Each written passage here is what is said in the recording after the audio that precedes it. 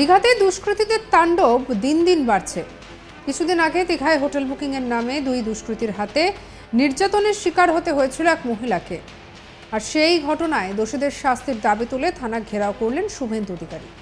মানে ভাবুন কি অবস্থা, দোষীদের শাস্তি দিতে হবে সেই জন্য হাতে ঝাঁটা তুলে থানার সামনে দাঁড়িয়ে রয়েছেন রাজ্যের বিরোধী দলনেতা। এই ঘটনায় তৃণমূলের যোগ তুলেছেন শুভেন্দু। গত 3 দিন আগে দীঘায় হোটেল বুকিং এর নামে দুই দুষ্কৃতীর হাতে ধর্ষণ হয়েছিল এক যুবতী। আর সেই ঘটনায় দোষীদের অবিলম্বে শাস্তির দাবিতে বুধবার ঝাঁটা নিয়ে দীঘা থানা ঘেরাও করলেন বিধানসভার বিরোধী দলনেতা শুভেন্দু অধিকারী। আসলে ঘটনাটা ঠিক কি হয়েছিল সেটাও আপনাদেরকে বলি, তবে তার আগেই ছবিটা ভালো করে দেখুন কিভাবে একেবারে পরিস্থিতি বিশৃঙ্খল হয়ে ওঠে।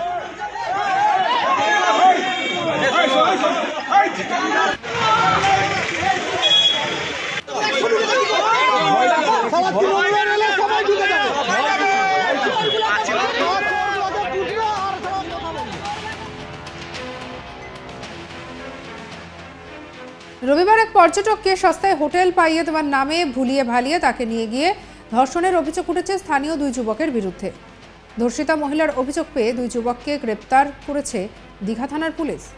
অভিযোগ, যুবতীর পুরুষ বন্ধুকে গাছের সঙ্গে বেঁধে তার সামনেই মহিলাকে নির্যাতন করা হয়েছে। ঘটনা ইতিমধ্যেই দুজনকে গ্রেপ্তার করেছে পুলিশ, কিন্তু সৈকত সুন্দরী দীঘায় এমন নারকীয় ঘটনাকে কেন্দ্র করে আতঙ্ক দানা বাঁধতে শুরু করেছে পর্যটকদের মনে। প্রশ্ন উঠতে শুরু করেছে তাদের নিরাপত্তার বিষয়টি নিয়েও। আর এসবের মধ্যেই এবারে ঝাঁটা হাতে পথে নামল বিরোধী দল বিজেপি।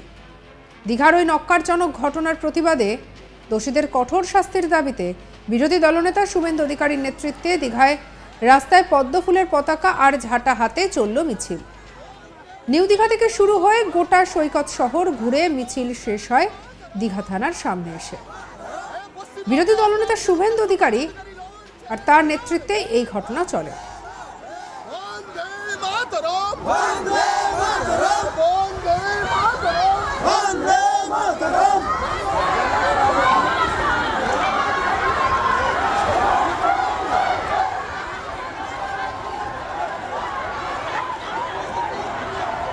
বিরোধী দলনেতা শুভেন্দু অধিকারীর নেতৃত্বে মহিলারা ঝাঁটা নিয়ে হাতে প্ল্যাকার্ড নিয়ে সেখানে ছি লিখে তারা একেবারে ঘেরাও করলেন থানা।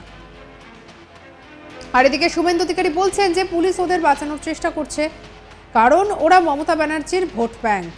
এদের মধ্যে একজনের বাবা তৃণমূলের নেতা কি বলছেন শুনুন। পুলিশ ওদের বাঁচানোর চেষ্টা করছে, তার কারণ হচ্ছে ওরা মমতা ব্যানার্জির ভোট ব্যাংক। সংখ্যালঘু মুসলমানদের মমতা ব্যানার্জি মনে করে নিজের ভোট ব্যাংক।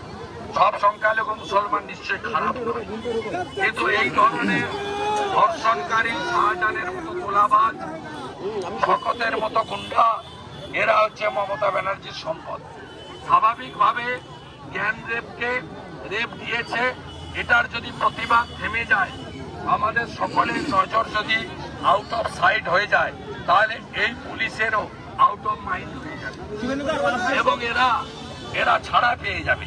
এবং এদের মধ্যে একটি ছেলের বাবা তৃণমূলের পরিচিত নেতা, মিছিল মিটিং এ যায়, আরেকজনের বাবা সিপিআইএম এর পার্টি মেম্বার। মাননীয় প্রধানমন্ত্রী কথা এটা নয়, এটা ইন্ডি জোটের অন্যতম পিণ্ডি মমতা ব্যানার্জির পিণ্ডি যে চটকে গেছে, তার যে নেত্রী মমতা ব্যানার্জির প্রধানমন্ত্রী শুধু ইন্ডি জোটের কঙ্কালসার অবস্থাটাকে তুলে ধরতে গিয়ে এই কথা বলেছেন।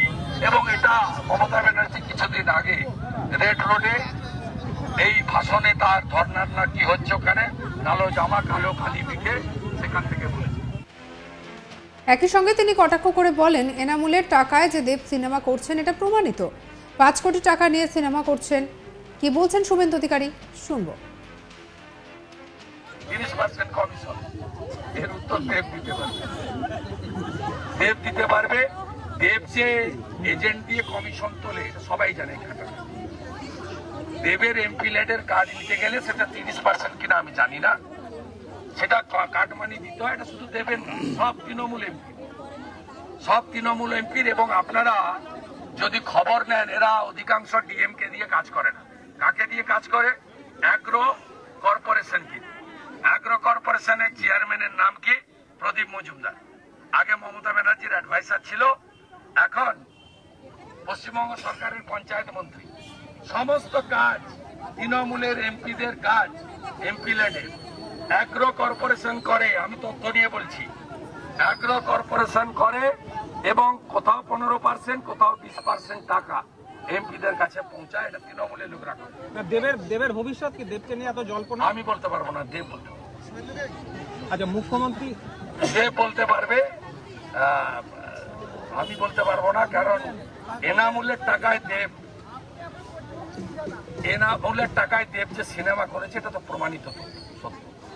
দেব নিজাম প্যালেসে একবার গেছে, ইডি অফিসে একবার লুকিয়ে লুকিয়ে গেছে, আপনারা জানতে পারেন। 5 কোটি টাকা অ্যাকাউন্টে নিয়েছে এবং সেই টাকায় সিনেমা করেছে। তাই এনফোর্সমেন্ট ডাইরেক্টরেট চাইলে ব্যবস্থা তো নিতেই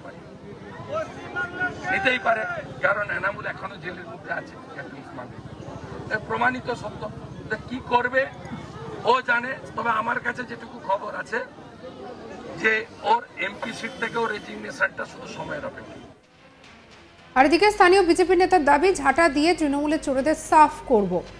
আর এই নিয়ে ইতিমধ্যে বিজেপি কর্মী বলছেন যে পুলিশ প্রশাসনে যারা বসে আছেন তাদের ঝাঁটা দিয়ে তাড়া করব। কি বলছেন শুনবো।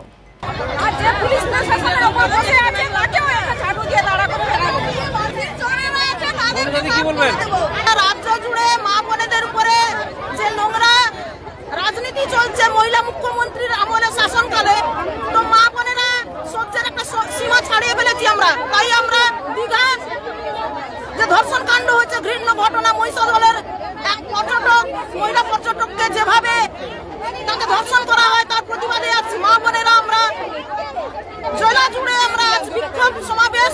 এই মহিলা মুখ্যমন্ত্রীকে ঝাঁটিয়ে বিদায় করতে আমরা আজ বদ্ধপরিকর এবং আমাদের এই শপথ বাক্য থাকলো এই মহিলা মুখ্যমন্ত্রীকে যতক্ষণ না তাকে আমরা উৎপাদন করছি ততক্ষণ আমাদের এই লড়াই ঝাড়ু নিয়ে চলতেই থাকবে। মার ঝাড়ু মেরে ঝাঁটিয়ে বিদায় কর। প্রশাসনের পর পুলিশ আমরা দেখছি মা বোনেরা যেখানে ধর্ষণের শিকার হচ্ছে তারা নির্বিকার মুখে কুলুপ দিয়ে রয়েছেন। বহু ক্ষেত্রে মা বোনেদের উপরে এক মহিলা সদস্যের উপরে গত সপ্তাহে রামনগর মন্ডল 3-তে আমরা জানি তাকে মারধর করা হয়েছে, সেখানে উল্টো ভাবে কেস দিয়েছেন পুলিশ প্রশাসন। আমরা গতকালকের ঘটনা ভূপতিনগরে এক মা তার ছেলে কোথায় এই উত্তর চাইতে এতে পুলিশ অফিসার কিভাবে বিকৃত ভাবে তাকে মারধরের হুমকি দেওয়া হয়। এই তো পশ্চিমবঙ্গের রাজনীতি, এই তো মমতা ব্যানার্জির পুলিশ প্রশাসন, তারা ধর্ষকদেরকে শাস্তি দিতে জানেন না, অপরাধীকে খুঁজে বার করতে জানেন না, উল্টো দিকে প্রতিবাদ করতে গেলে তাদেরকে মিথ্যে কেস দিয়ে ফাঁসানো হয়। ধিক্কার জানাই এই মহিলা মুখ্যমন্ত্রীকে। এদিন দীঘা থানা ঘেরাও করে চলে প্রতিবাদ, আর এই ঘটনায় এলাকায় ছড়ায় চাঞ্চল্য। সঙ্গে রাখুন আজ তাক বাংলাকে। অন্যান্য খবরের জন্য সাবস্ক্রাইব করে নিন। আমরা হোয়াটসঅ্যাপেও রয়েছি, তাই ফলো করতে ভুলবেন না।